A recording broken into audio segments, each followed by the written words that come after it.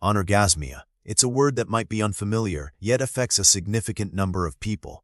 Simply put, it's the persistent or recurrent difficulty in achieving orgasm after sufficient sexual stimulation, causing personal distress. Let's delve deeper into this complex and often misunderstood condition to understand its causes, symptoms, and potential solutions. The causes of anorgasmia are multifaceted, often stemming from a combination of physical, psychological, and relationship factors. Physically, conditions like diabetes, multiple sclerosis, hormonal imbalances particularly in estrogen or testosterone, and certain medications, such as antidepressants and blood pressure drugs, can interfere with the body's ability to reach orgasm. Psychologically, factors such as anxiety, depression, past trauma, body image issues, and performance anxiety can play a significant role. Finally, relationship issues, including lack of communication, unresolved conflicts, and mismatched sexual desires, can contribute to anorgasmia as well. The pathophysiology of anorgasmia isn't fully understood, but it's believed to involve disruptions in the complex interplay of neurological, hormonal, and vascular processes that lead to orgasm. Sexual arousal involves the brain releasing neurotransmitters like dopamine and norepinephrine, which are crucial for sexual pleasure and orgasm.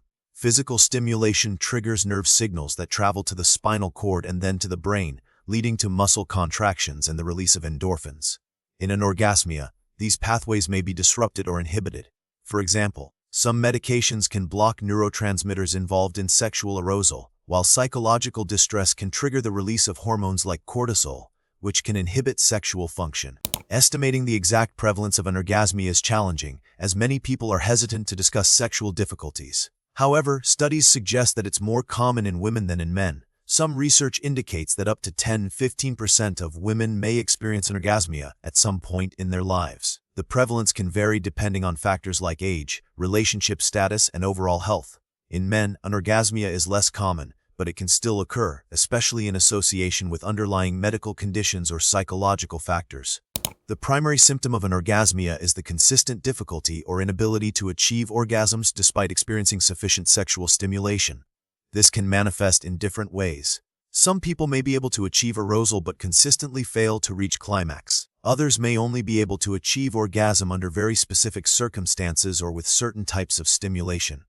The level of distress caused by anorgasmia can also vary, with some individuals experiencing significant emotional distress, feelings of inadequacy, and strain on their relationships, while others are less affected. It's important to note that infrequent or occasional difficulty achieving orgasm is not necessarily anorgasmia. The key is that the difficulty is persistent, recurrent, and causes personal distress. Diagnosing anorgasmia typically involves a thorough evaluation by a healthcare professional, such as a physician, gynecologist, or sex therapist. The evaluation usually includes a detailed medical and sexual history, including questions about the individual's experiences with sexual arousal, stimulation, and orgasm. The healthcare provider may also inquire about any underlying medical conditions, medications, psychological factors, and relationship issues. A physical examination may be performed to rule out any underlying physical causes. In some cases, hormone level testing may be ordered to assess for hormonal imbalances. The diagnosis of anorgasmia is primarily based on the individual's subjective experience and the impact of the condition on their quality of life. Anorgasmia can be classified in different types based on its onset and context. Primary anorgasmia refers to a condition where the individual has never experienced orgasm. Secondary anorgasmia develops after a period of normal orgasmic function. Situational anorgasmia occurs only in specific situations or with certain partners, while generalized anorgasmia occurs regardless of the situation or partner. Understanding the type of anorgasmia can help guide treatment strategies. Treatment for anorgasmia is highly individualized and depends on the underlying causes. Addressing any underlying medical conditions or medication side effects is crucial. For psychological factors, therapy, such as cognitive behavioral therapy, a CBT, or sex therapy, can be beneficial in addressing anxiety, depression, trauma, and relationship issues. Sensate focus exercises, which involve gradual exploration of physical touch and pleasure, can help reduce performance anxiety and enhance sexual arousal. Other treatment options may include the use of sex toys or techniques to enhance stimulation, as well as communication skills training to improve intimacy and communication with partners. In some cases, hormonal therapy may be considered for individuals with hormonal imbalances. While it may not always be possible to completely prevent anorgasmia, there are steps that individuals can take to reduce their risk. Maintaining good overall health, including managing underlying medical conditions, and avoiding excessive alcohol or drug use is important. Practicing open and honest communication with partners about sexual desires and needs can enhance intimacy and satisfaction.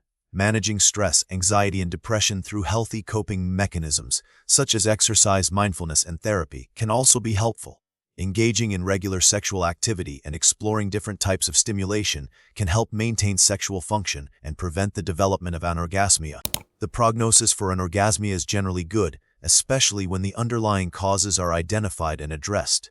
With appropriate treatment, many individuals are able to improve their ability to achieve orgasm and enhance their sexual satisfaction. Recent research has focused on understanding the neurobiological mechanisms underlying orgasm and developing new treatments for sexual dysfunction. For example, studies have explored the potential role of neuromodulation techniques, such as transcranial magnetic stimulation (TMS), in enhancing sexual arousal and orgasm. Ongoing research is also investigating the effectiveness of different psychological and behavioral interventions for anorgasmia.